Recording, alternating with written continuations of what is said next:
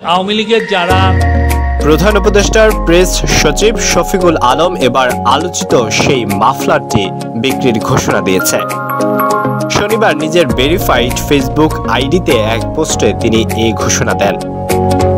শফিকুল আলম তার পোস্টে লিখেছেন, আলোচিত ও সমালোচিত বালবেরি মাফলারটি আসল দাম ৮৬,৬০০ টাকায় বিক্রি করা হবে।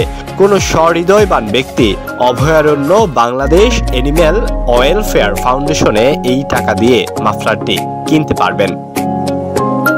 তিনি আরো বলেন, পরিচয় গোপন রেখে আওয়ামী লীগের সমর্থকেরা মাফলারটি কিনতে পারবেন, তবে এর জন্য আওয়ামী লীগের সমর্থককে অবশ্যই গুনতে হবে $৮৬,৬০০।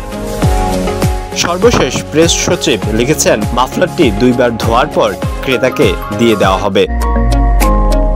সম্প্রতি প্রেস সচিবের মাফলারের ছবি সোশ্যাল মিডিয়ায় ভাইরাল হলে কেউ কেউ মন্তব্য করেন, সরকারে যুক্ত হয়ে জনগণের ট্যাক্সের টাকায় তিনি এই মাফলার ক্রয় করেছেন।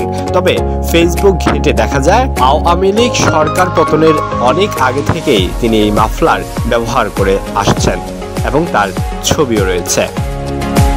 আলওয়ান খান, ঢাকা প্রকাশ।